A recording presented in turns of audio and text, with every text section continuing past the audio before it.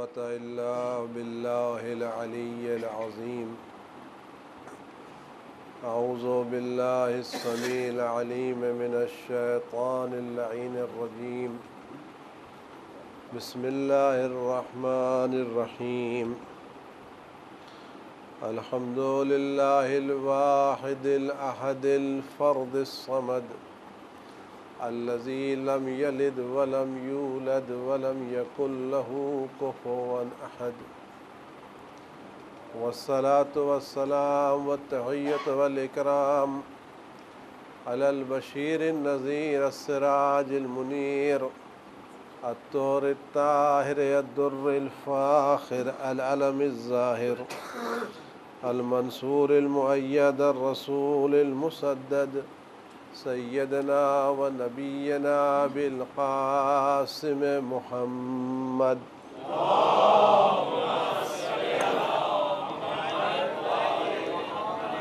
وعلى آله الطيبين الطاهرين المعصومين المظلومين الذين أذهب الله عنهم الرجس وطهرهم تطهيرا.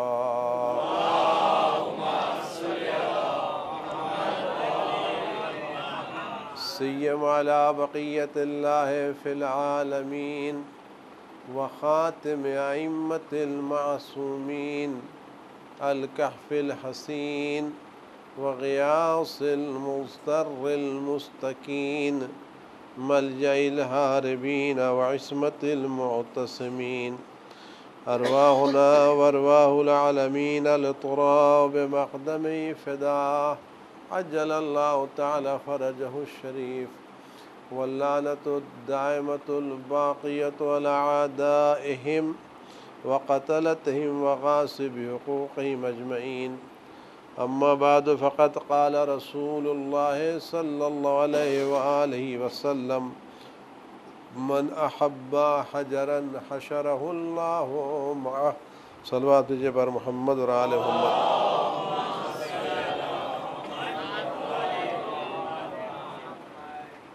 عزیزان گرامی، گفتگو یہ ہو رہی تھی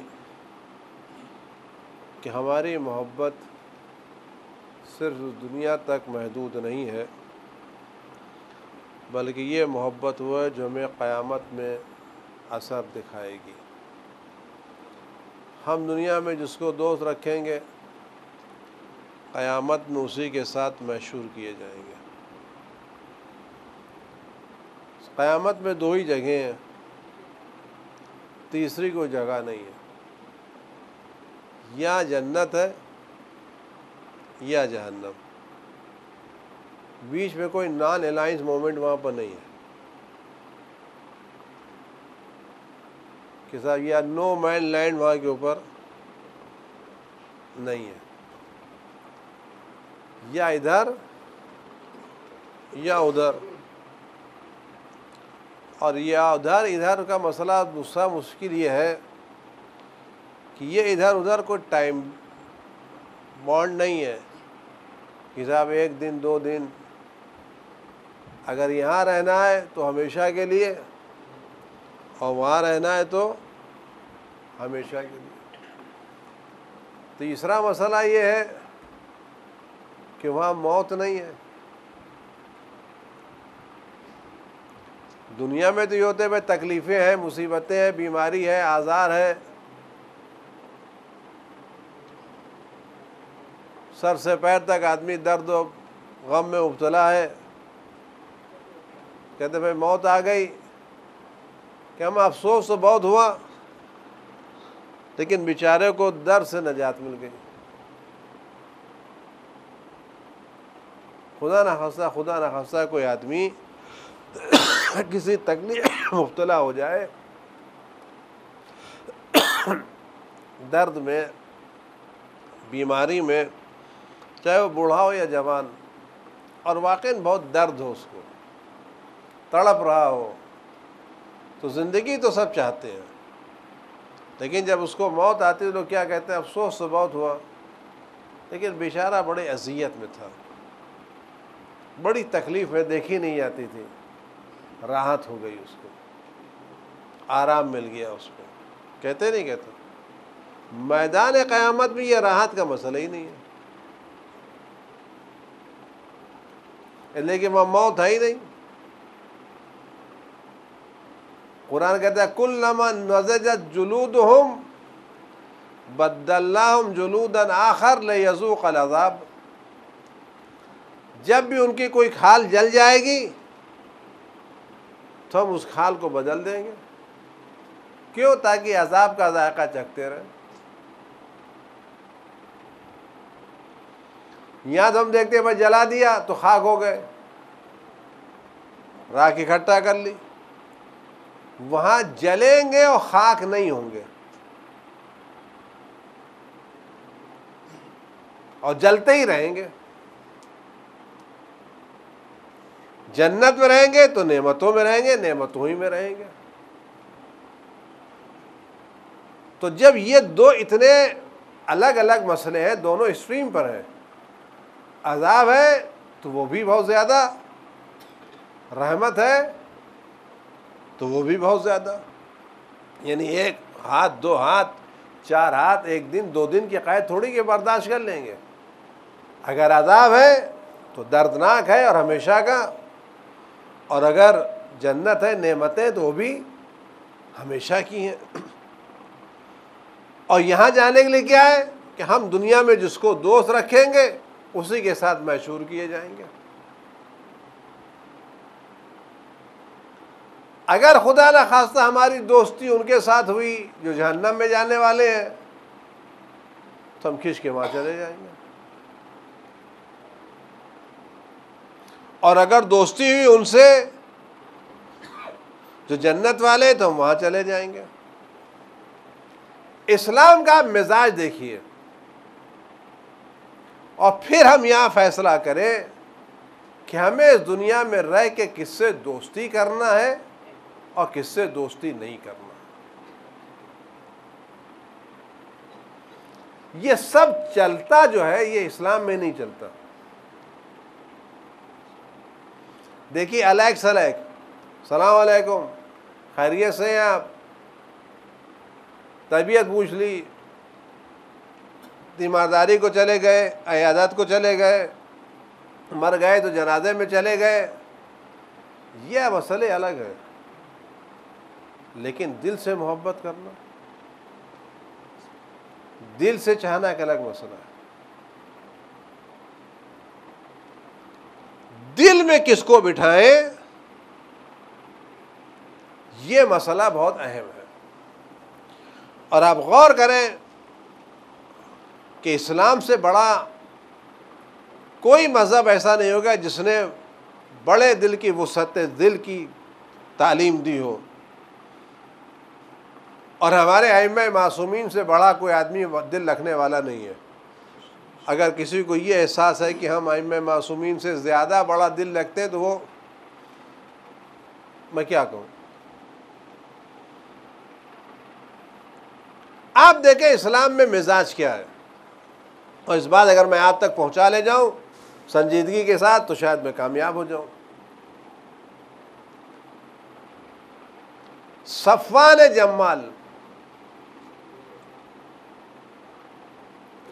جمال کہتے ہیں اونٹ چرانے والے کو،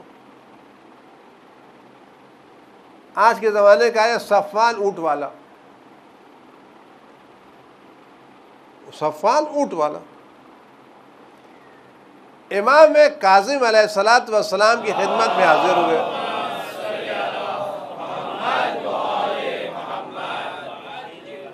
دیکھیے محبت کی بات ہے۔ صفوان جمال 7ویں امام کی خدمت میں حاضر ہوئے، سلام کیا، عرض ادب کیا، بیٹھے، اور امام وقت نے، اور یہ بھی بات یاد رکھیں کہ ہم جن کو امام مانتے ہیں، جن کو خدا نے ہمارا امام معین کیا ہے، ہم اپنی زندگی کی کوئی معمولی سی بات بھی ان سے چھپا نہیں سکتے۔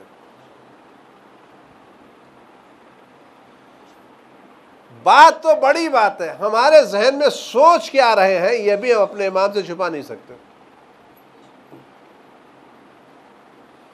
ہم بہت زیادہ کپڑے بدل کر کے، خوشبو لگا کر کے، عطر لگا کر کے، سرما لگا کر کے بہت مقدس بن کے امام کے پاس جائیں، پیشانی پر گھٹا پڑا، اس کا تسبیح لگی، سبحان اللہ سبحان اللہ، یہ سب کچھ ہو سکتا ہے، امام کو ہم دھوکہ نہیں دے سکتے۔ ہم اپنے اوپر کتنے ہی پردے کیوں نہ ڈال لیں، ہم امام کی آنکھوں پر پردہ نہیں ڈال سکتے، یہ بالکل طے ہے، 100% ہے۔ ہمارا ہر عمل، ہماری ہر نیت امام کے سامنے ہم سے زیادہ واضح ہے۔ اور اگر اس وقت ہم امام کے پاس جائیں عزیزان گرامی، اور امام سے آگے کہیں کہ میں بمبئی سے آ رہا ہوں، یاری روڈ میں رہتا ہوں، فلاں جگہ رہتا ہوں، اور میرا نام یہ، میں آپ کے شیعوں کو ہوں، تو ہمیں ان کو انٹروڈیوس کرانے کی ضرورت نہیں ہے،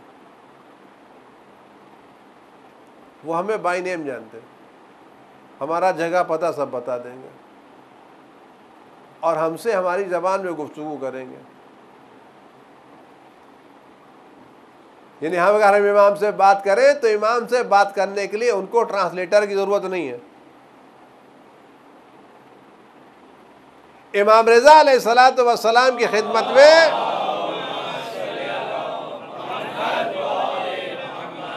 کہتا ہے کہ لوگ الگ ساتھ آتے تھے تو امام ان کے لہجے میں بات کرتے تھے اور ان سے اچھی بات کرتے تھے۔ تو راوی نے پوچھا مولا آپ تو وہاں گئے نہیں، آپ کیسے ان کے لہجے میں، ان کے انداز میں بات کرتے ہیں؟ تو کہا جب خدا بند عالم کسی شخص کو کائنات کا امام بناتا ہے تو کائنات کی ساری زبان بھی اس امام کو سکھا دیتا ہے۔ آپ کوئی زبان دنیا کی بولیے، ہزاروں زبانوں میں سے کوئی زبان بولیے، چاہے کتنی آپ دیہاتی ٹھیٹھ بولیے، ایک ہم تو اردو بولتے ہیں شہری، ایک اردو بولتے ہیں دیہاتی، ایک گجراتی بولتے ہیں شہری، ایک گجراتی بولتے ہیں دیہاتی۔ تو امام سے اگر کوئی بے پناہ دیہاتی لہجے میں بات کرے تو امام کو یہ نہیں پوچھنا پڑے گا بتاؤ کیا کہہ رہے ہیں، اگر وہ اس کے امام ہے تو جانتے ہیں۔ بس یہی فرق ہوتا ہے، جس کو خدا امام معین کرتا ہے وہ سب کچھ جانتا ہے، جس کو لوگ امام معین کرتے ہیں وہ کچھ نہیں جانتا۔ جس کو خدا معین کرتا ہے وہ کبھی یہ نہیں کہتا مجھے نہیں معلوم، جس کو لوگ معین کرتے کہتے ہیں ان سے بغل والوں سے پوچھ لو۔ تو اگر بغل والے ہی سے پوچھا ہے تو آپ امام بن کے کاہے کو بیٹھے ہیں؟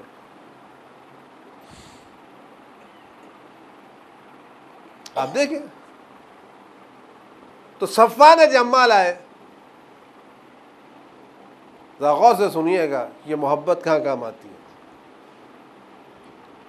اور اسلام میں اس محبت کی اہمیت کیا ہے۔ کہ صفوان تمہاری ساری باتیں اچھی ہیں، ایک بات اچھی نہیں ہے، تمہاری ساری باتیں اچھی ہیں، ایک بات اچھی نہیں ہے۔ ہم اور آپ ہوتے تو کیا کہتے؟ ارے مولا اب اس دنیا میں اتنا تو چلتا ہے نا، 99% ٹھیک ہے، 1% تو آپ کس دن کام آئیں گے؟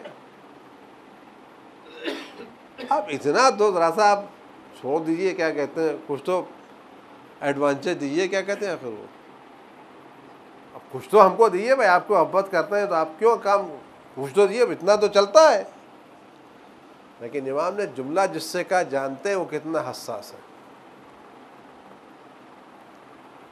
جیسے ہی امام نے فرمایا صفوان تمہاری ساری باتیں درست ہے خالی ایک، تڑپ کے پوچھا مولا وہ کون سی بات ہے جو آپ کو ناپسند ہے؟ وہ کون سی باتیں ناپسند ہے؟ کہ تم نے جو کرائے پر اونٹ دیے ہیں، دیکھیے صفوان نے ڈیل امام کو دکھائی نہیں ہے، ڈیل اخبار میں چھپی نہیں ہے، ڈیل صفوان کے درمیان ہے اور حاکم وقت ہارون رشید کے درمیان۔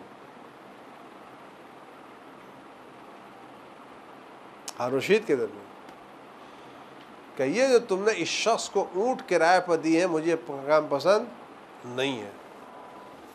دیکھیے کیا کہتے ہیں، کہنے کہ مولا میں نے شکار کے لیے نہیں دیے ہیں، تجارت کے لیے نہیں دیے ہیں، تفریح کے لیے نہیں دیے ہیں، میں نے اونٹ حج پر جانے کے لیے دیے.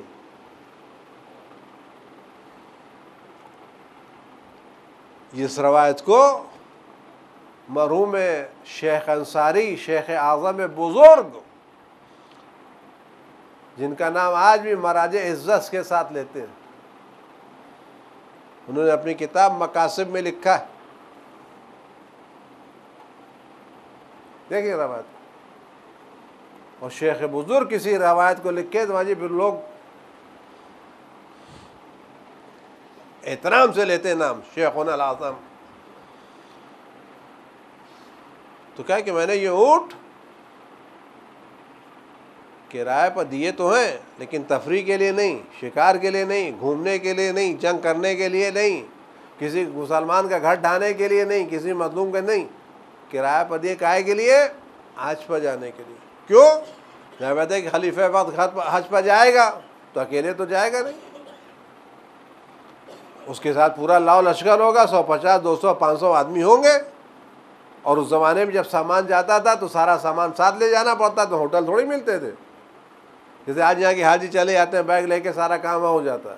وہ تو آپ کو جانا ہے مکے تو اپنا خیمہ لے کے جانا ہے، اپنا برتن لے کے جانا ہے، اپنی چیزیں لے کے جانی ہے. اور جب سفر بھی 3-4 مہینے کا ہوتا تھا. اور اس زمانے میں ٹرک تو ہے نہیں، اس زمانے میں جو ٹرانسپورٹ تھا یہ اونٹ کا ٹرانسپورٹ تھا. کیا مولا میں نے یہ اونٹ کرائے پر دیے تو ضرور ہیں اور میں نہیں جا رہا ہوں. ایسا نہیں کہ میں سفر میں اس کے ساتھ ہوں گا، اٹھنا بیٹھنا کھانا پینا میرا نہیں ہے کہ میں اس کے ساتھ جا رہا ہوں اتنے دن میں ظالم کے ساتھ رہوں. یہ نہیں مولا، یہ سب نہیں. میں نہیں جاؤں، میرے نوکر چاکر جائیں گے، میں نہیں جاؤں، میں تو یہاں رہوں گا. اور اونٹ کیا پر دیے ہیں کرائے کے لیے؟ حج کے لیے. امام نے سوال کیا کہ یہ بتاؤ تمہیں کرایہ مل گیا یا نہیں ملا؟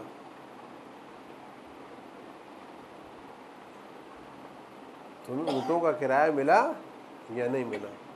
کہ نہیں ملا. کب ملے گا کرایہ؟ کب ملے گا؟ کہ جب وہ حج سے واپس آئے گا. کہ یہ بتاؤ کیا تمہارا دل یہ نہیں چاہتا کہ جب تک تمہارا کرایہ نہ ملے اس وقت تک وہ زندہ رہے؟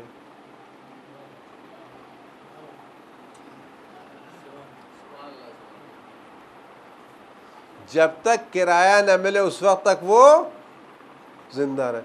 کہ مولا بات تو ہے کہ جو شخص کسی ایک دن کسی ظالم کی زندگی چاہے گا، کل میدان قیامت میں خدا اس کو اس ظالم کے ساتھ اٹھائے گا.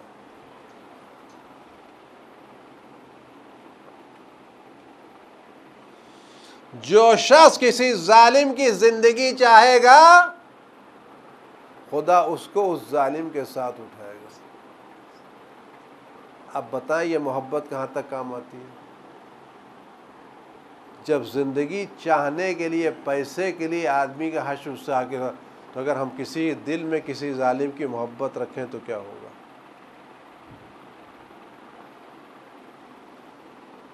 تو ہمارا حشر کس کے ساتھ ہوگا؟ ہم اور آپ ہوتے تو کیا کہتے؟ ارے مولا اب تو جو کچھ ہونا تو ہو گیا ہے، ڈیل ہو گئی ہے، آئندہ سال ہو گیا دیکھیں. میرے مولا کا مزاج یہ ہے کہ میں ایک دن بھی ظالم کی زندگی نہ چاہوں. کہ ڈیل تو کینسل نہیں کر سکتا، کاروبار تو بند کر سکتا ہوں. صفوان وہاں سے آئے، جتنے اونٹ تھے سب بیچ ڈالے. یہ بڑا کلیجہ چاہیے. کسی آدمی کی 100 ٹرک کا کاروبار چلتا ہو اور دوسرے دن کیا سب میں نے سولڈ، کچھ نہیں میرے پاس، آسمان سے زمین پر. کہ مجھے سب کچھ گوارا لیکن اپنے امام کی ناراضگی گوارا نہیں. میرا کاروبار ختم ہو جائے ظالم مجھے جیل میں ڈال دے، مجھے سب گوارا ہے لیکن مجھے امام کی ناراضگی گوارا نہیں ہے۔ تو عزیز و جہاں مزاج اسلام ایک دن زندگی چاہنے کا ہو، تو اگر ہم اپنے دل میں کسی ظالم کی محبت رکھیں تو کیا ہوگا؟ میں نے پھر عرض کر رہا ہوں، صلاح علیک الگ مسئلہ ہے، محبت رکھنا، سافٹ کارنر رکھنا، یہ الگ مسئلہ ہے۔ ہمارا سارا مزاج اور ہمارا سارا سرمایہ اہل بیت، ہم اپنے پورے وجود سے اہل بیت کو چاہتے ہیں اور اپنا سب کچھ قربان کرنے کے لیے تیار، اس کو سعادت سمجھتے ہیں۔ اور جو اہل بیت کے دشمن ہیں ان سے ہم ذرہ برابر بھی محبت نہیں کرتے، ایک ذرہ بھی ہم اہل بیت کے دشمنوں کو اپنے دل میں جگہ دینے کے لیے تیار نہیں ہے، کیونکہ دو چیزیں جمع ہو ہی نہیں سکتی، نور ظلمت جمع نہیں ہو سکتی، طہارت نجاست جمع نہیں ہو سکتی، ایمان کفر جمع نہیں ہو سکتا، نفاق اور ایمان جمع نہیں ہو سکتا۔ کیا ہو سکتا ہے؟ اگر کسی کے پاس اتنا کلیجہ ہے کہ اندھیرا بھی رکھے، اجالا بھی رکھے، ایمان بھی رکھے، نفاق بھی رکھے، تو اس کو مبارک ہو، پھر میرے کلیجے میں اتنی جگہ تو نہیں ہے۔ اگر نور ہے تو نور ہے، پھر ظلمت نہیں ہے۔ اہل بیت ہیں تو اہل بیت ہیں، اور ہم اہل بیت کو اگر چاہتے ہیں تو یقین جانی عزیزان گرامی، ہم رشتہ داری کی بنیاد پر نہیں چاہتے، ہم اس بنا پر چاہتے ہیں کہ اہل بیت کی محبت کا حکم خدا نے دیا ہے، اور ہم کیا، کوئی نبی ایسا نہیں ہے جو اہل بیت کو نہ چاہتا ہو، کوئی فرشتہ ایسا نہیں جو اہل بیت کو نہ چاہتا ہو۔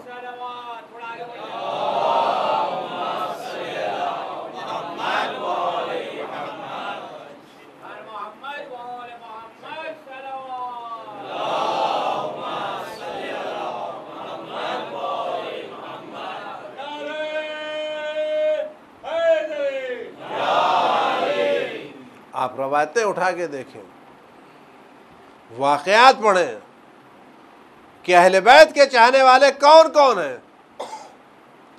اور کہاں کا اہل بیت کو چاہا گیا ہے۔ یہ سعادت چاہیے اہل بیت کو چاہنے، خدا ہر ایک کو سعادت ہو ہی دیتا ہے۔ آپ یقین جانیے، زندگی دے دینا، صحت دے دینا، مال دے دینا، اولاد دے دینا، گھر دے دینا، مکان دے دینا، وقار دے دینا، حکومت دے دینا، بادشاہ دینا، سب آسان ہے، لیکن علی کی محبت دینا آسان چیز نہیں۔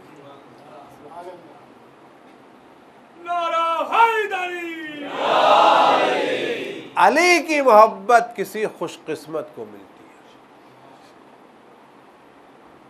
یہ محبت ہر ایک کو نہیں ملتی، یہ خدا دیکھ کے دیتا ہے کس کے دل میں اس محبت کو رکھا جائے۔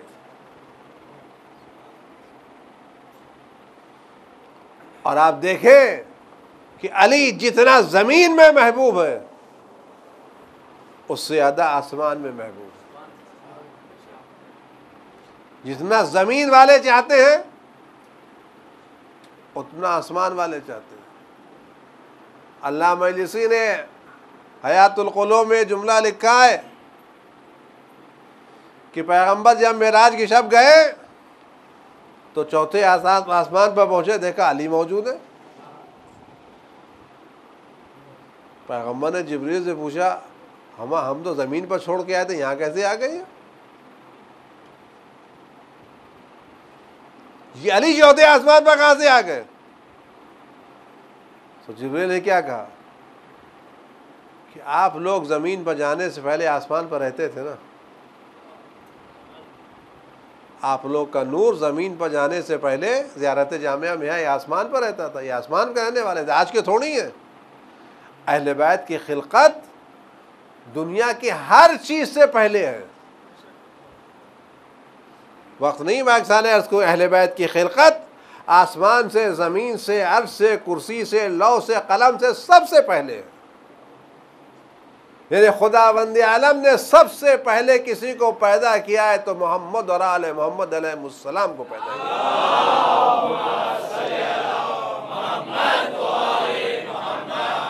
اور بقیہ ساری چیزیں ان کے لیے پیدا کی ہیں۔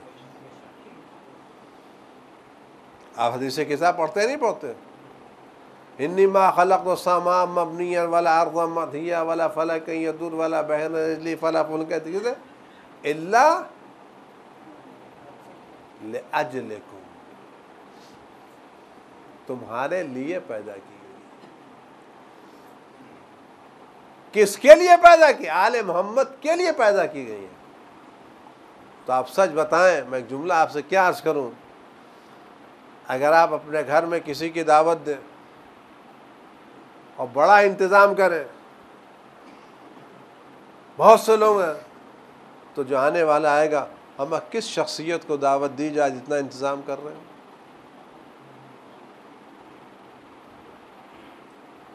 کس کو بلائے بھائی؟ کیوں؟ کہ تمہارا انتظام بتا رہا ہے، یہ گھر سجا کے رکھا ہے، یہ پلیٹیں لے کے آئے ہو، چیزیں لے کے آئے ہو، یہ سارا انتظام بتا رہا ہے کسی اہم شخصیت کی دعوت ہے۔ تو اگر معمولی سا احترام اہمیت کی دلیل ہے تو یہ پوری کائنات جس کے لیے پیدا کی گئی وہ خدا کی نظر میں کتنا اہم ہوگا۔ صلوات بھیجیے بر محمد و آل محمد۔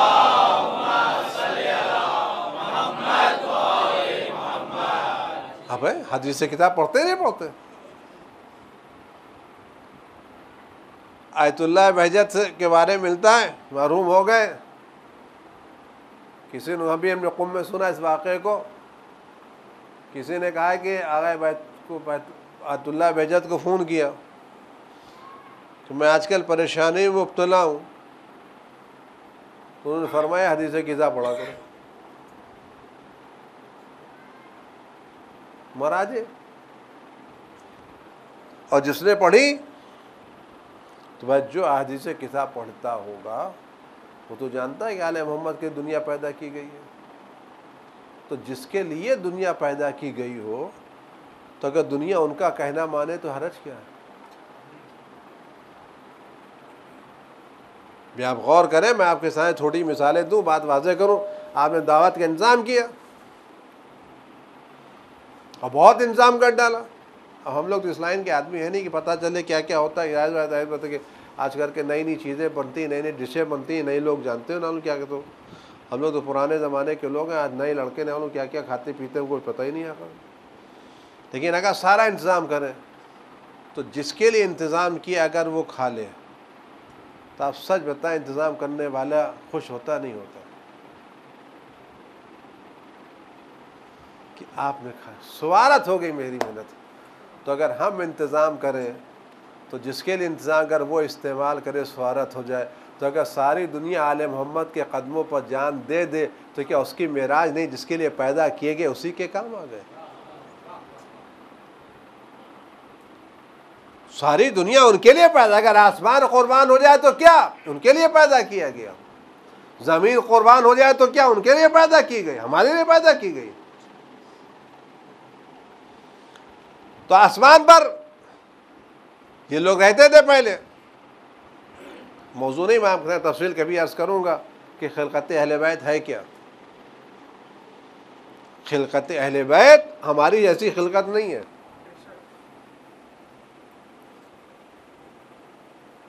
کہ جیسے ہمارے دو آنکھ ویسے ان کے دو آنکھ، ہمارے بھی چہرہ ان کا بھی چہرہ۔ ایک صاحب ایسے ہی کہا بھائی ہم ایسے ہم ویسے وہ۔ ہم نے ان سے کہا،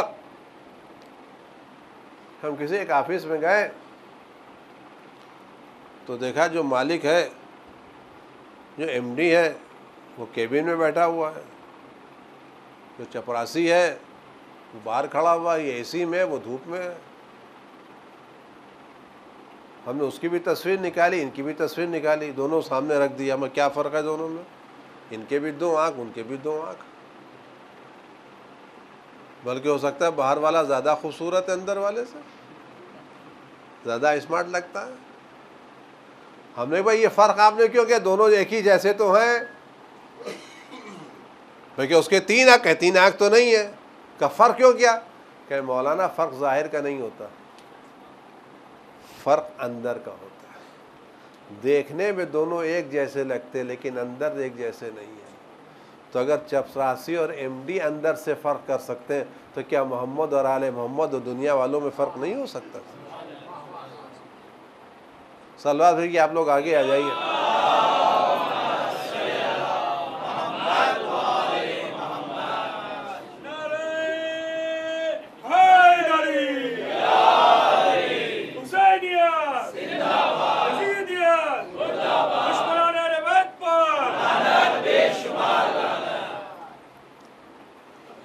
تو آپ غور کریں، یہ تفصیلی موضوع انشاءاللہ پھر اللہ نے توفیق دی کبھی اور۔ تو علی علیہ السلام کا علی یہ کہاں؟ میں تو زمین پر چھوڑ کے آیا تھا۔ تو جنہوں نے کہا کہ آپ آسمان پر رہتے تھے، تو جب سے اللہ نے آپ لوگوں کو زمین پر بھیج دیا، فرشتے علی کی زیارت سے محروم ہو گئے۔ تو فرشتوں نے اللہ کی بارگاہ میں عرض کی پروردگار ہم علی کی زیارت سے محروم ہو گئے، ہم زمین پر میں کوئی علی بھیج دے۔ تو خداوند عالم نے ایک فرشتے کو علی کی صورت پہ بنا دیا۔ اس کا مطلب ہے جو کربلا نہیں جا سکتا ہے وہ زری رکھ کے اپنے گھر میں زیارت کر سکتا ہے۔ صلوات بھیجے بر محمد۔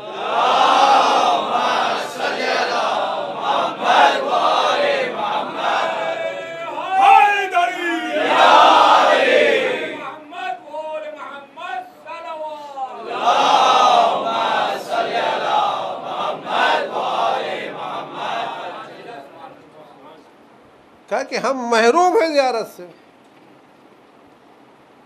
لگا دیا فرشتوں کو علی کی شکل میں۔ اور دیکھیں علی کی محبت کہاں کر آتی ہے، ہم کیا چاہیں گے علی کو۔ پیغمبر معراج پہ گئے، معراج کی لمبی داستان ہے، کبھی آپ پڑھیں معراج پیغمبر تو اس میں اہل بیت کی فضیلت کتنی چیزیں آپ کو ملیں گی، آپ کی عقلیں حیران رہ جائیں گی کہ پیغمبر نے آسمان میں کیا کیا دیکھا اور کیا کیا چیزیں دیکھیں۔ کہتے ہیں جب جنت کے دروازے پر گئے تو جنت کا سارا دروازہ سونے کا بنا ہوا تھا۔ اچھا ہوا دنیا والے ایک نامس وہاں نہیں تھے کہ اللہ میاں جنت کا سونا بھیج کے لکڑی کا بنوا دے، سارے غریب یہاں کھا لیں گے۔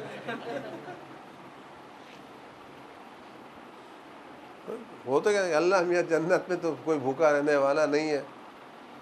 تو جنت کا پورا دروازہ سونے کا، اس دروازے پر جو کنڈا لگا ہے جسے کھٹکھٹایا جاتا ہے وہ بھی سونے کا ہے۔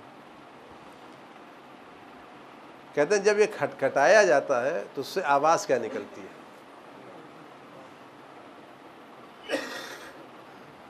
جنت کا یہ دروازہ کھٹکھٹایا جاتا ہے کہ آواز کیا نکلتی ہے؟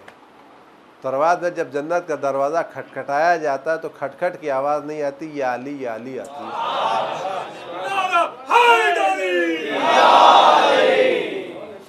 یا علی یا علی آتی ہے۔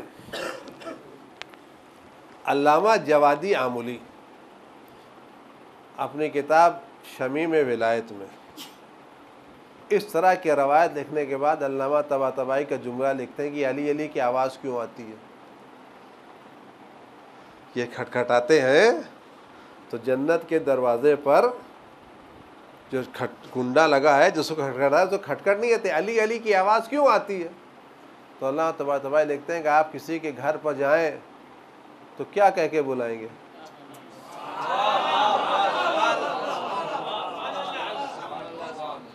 اگر آپ کسی کے گھر پر جائیں تو کیا کہہ کے بلائیں گے؟ تو جو گھر کا مالک ہوگا اسی تو کہیں گے کہ صاحب باہر آئیے۔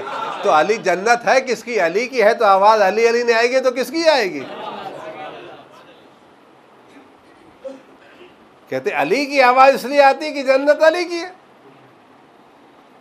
تو اب ظاہر سی بات ہے کہ جب علی کی جنت ہے تو ہم علی کو نہ چاہیں تو کس کو چاہیں بھائی؟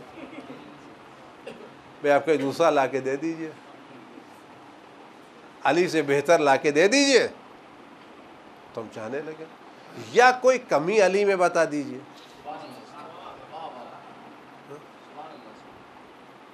بھائی آپ بتائیے پھر ہم ڈاکٹر جاتے ہیں، بھائی بیٹھے یہ آنکھ کے ڈاکٹر ہیں کہ کان دکھانا ہے تو آپ دوسرے کے پاس چلے جائیے، بھئی یہ جنرل میڈیسن پیٹریشین ہے، اس کے لیے ایکسپرٹ کے کسی اور کے پاس چلے جائیے۔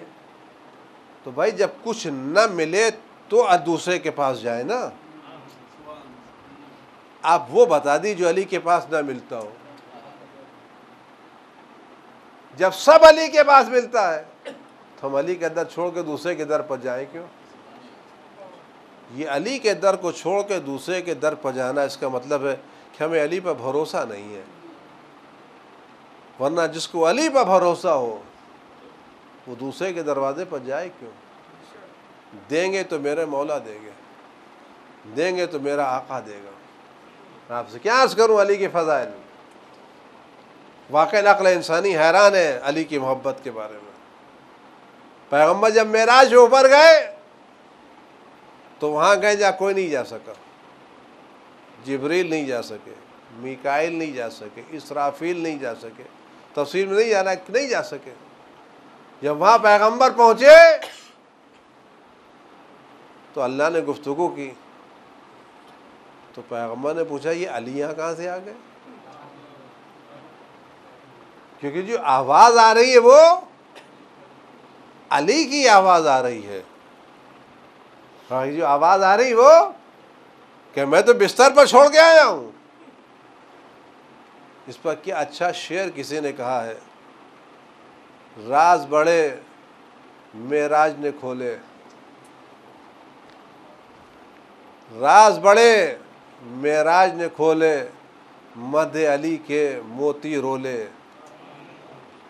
راز بڑے معراج نے کھولے، مدح علی کے موتی رولے، ایسا تو احمد کا وسیع ہو، عرش فرش پر سوئے عرش پر بولے۔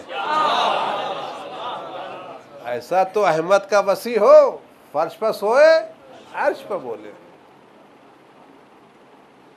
تو پوچھا یہ علی یہاں کہاں گئے؟ تو آواز قدرت کی آئی، کہا پیغمبر ہم نے تمہارے دل کو دیکھا، تمہارے دل کو دیکھا، اور اس میں دل کو جب ہم نے دیکھا تو دیکھا تمہارے دل میں علی سے زیادہ محبوب کوئی نہیں ہے۔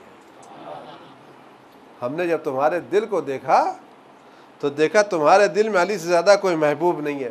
تو ہم نے کہا جب تم سب سے زیادہ علی کو چاہتے ہو تو کیوں نہ ہم تم سے علی کے لہجے میں گفتگو کریں۔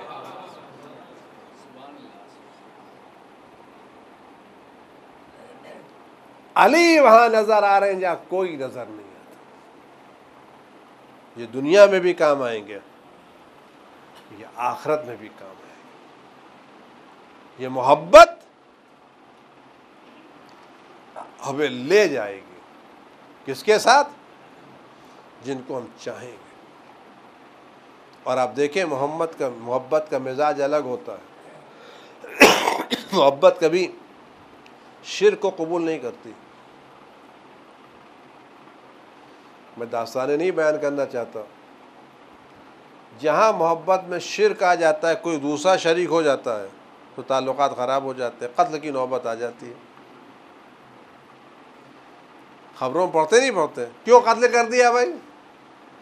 کہ میرے ہوتے ہوئے دوسروں کو کیوں چاہ رہے ہو؟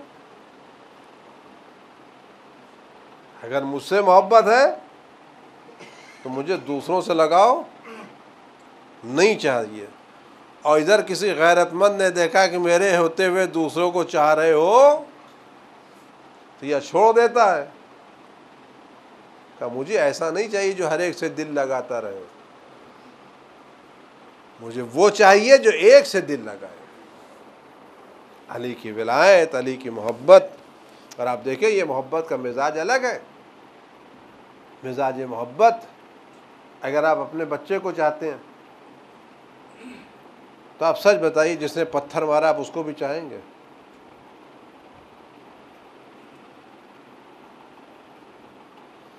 اگر آپ کا اکلوتا بیٹا ہے اور کسی نے اس کو مار دیا، اس کا ہاتھ ٹوٹ گیا، تو کیا آپ اس کو بھی چاہیں گے؟ کہیں گے ہم اس دونوں کو برابر سے چاہتے ہیں، لڑکے کو بھی چاہتے ہیں اور اس کے قاتل کو بھی چاہتے ہیں کہ اس کا پتہ تھا کہ لڑکا آپ کا نہیں ہے، آپ نے پالا ہے، آپ کا ہے نہیں. اگر آپ کا ہوتا تو آپ کا کبھی قاتل کو چاہتے نہیں. یہ قاتل کو چاہنے کا مطلب یہ ہے کہ آپ کے دل میں لڑکے کی محبت نہیں ہے، مزاج محبت یہ ہے. اسلام نے کیوں رکھا مزاج محبت؟ قُلْ لَا أَسْأَلُكُمْ عَلَيْهِ أَجْرًا إِلَّا الْمَوَدَّةَ فِي الْقُرْبَى. محبت چاہیے. کیوں چاہیے؟ لیکن محبت بدلتی ہے. محبت میں تاثیر ہے بدلنے کی. محبت جس سے آپ کریں گے آپ اس کو بدل دیں گے. محبت میں تاثیر ہے تبدیل کر دینے کی. میں آج کے زمانے کی باتیں کروں اپنے جوانوں دوستوں کے کہ ہم ہی کے ساتھ اٹھتے بیٹھتے. آپ سچ بتائیں ہمارا نسل کا نوجوان جس کو اپنا آئیڈیل بناتا ہے اپنے سر کے بال کیسے بناتا ہے؟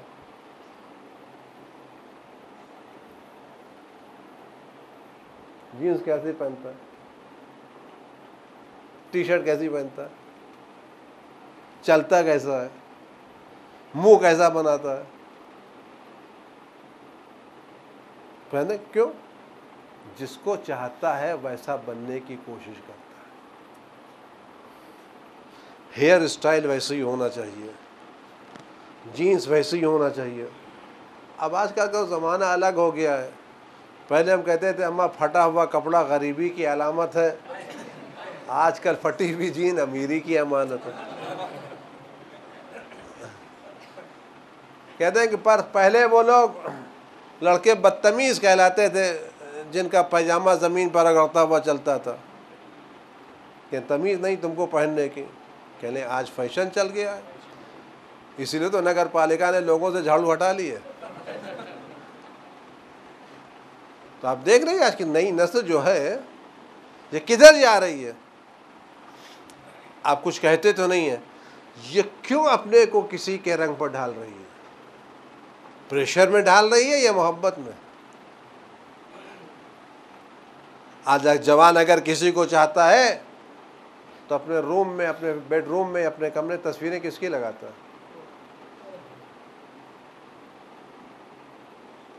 جیسی تصویر لگاتا ویسا بناتا ہے نہیں بناتا؟ تصویر لگا کر کے آئینے کے بغل میں تصویر لگاتا ہے، آئینے میں خود خریدتا ہے، دیکھتا ہے میں ویسا لگ رہا ہوں یا نہیں لگ رہا ہے کہ نہیں؟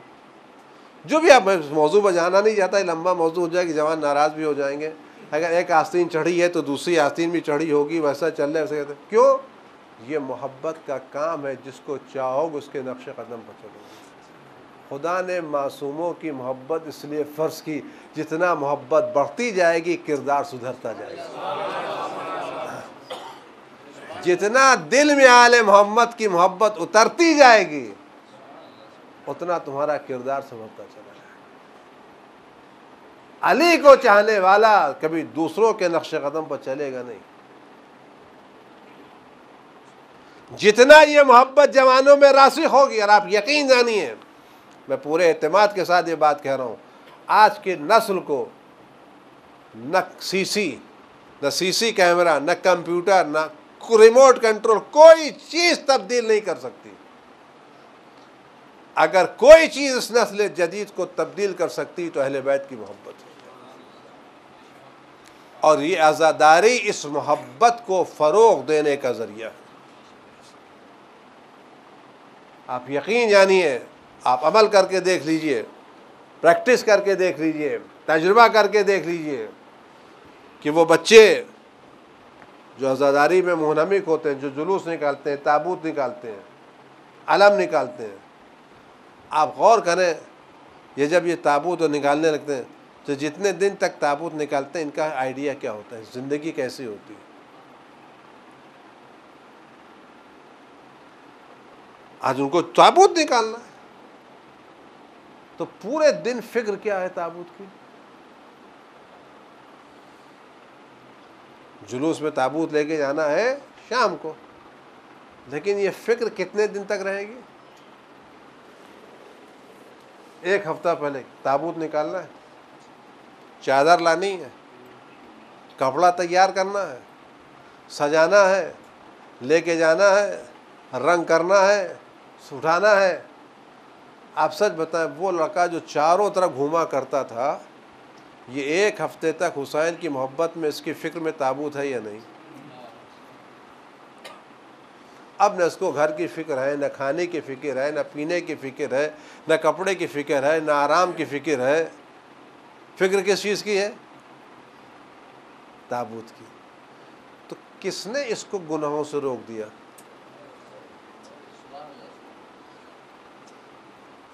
جو باپ کہتے کہتے تھک گیا، نہیں روک پایا، اس تابوت کی محبت نے اس کو گناہوں سے روکا یا نہیں روکا؟ آپ سچ بتائیں، اس عزاداری میں جتنا جوان گناہوں سے دور ہو جاتا ہے، اتنا کس چیز میں دور ہوتا ہے؟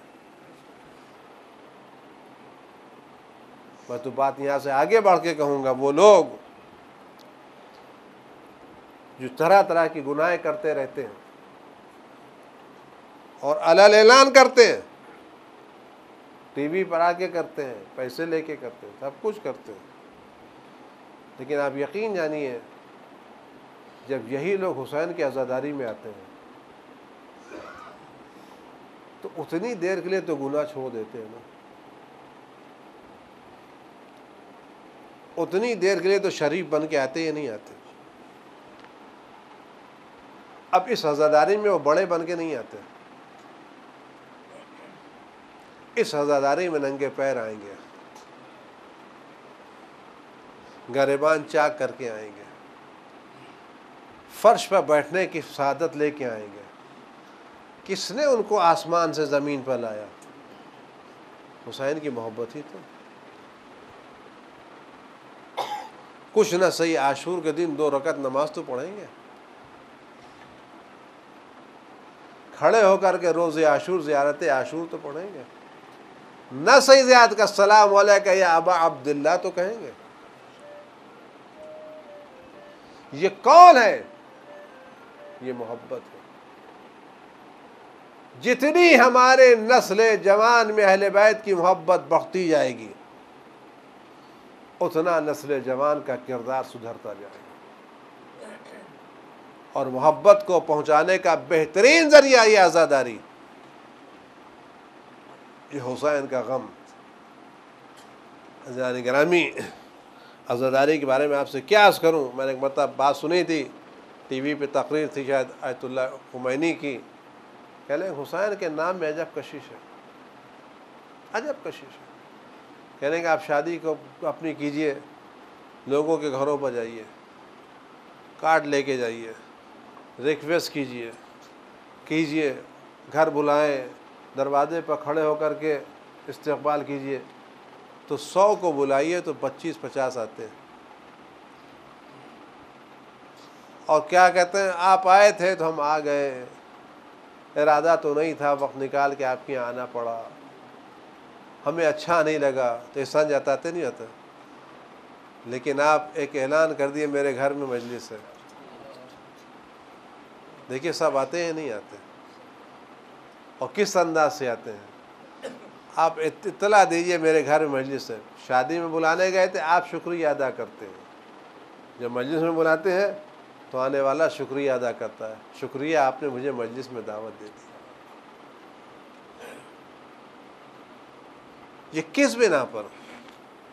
وہاں آپ ریکویسٹ کرتے لوگ نہیں آتے، یہاں فرشیادہ بچھا دیتے ہیں۔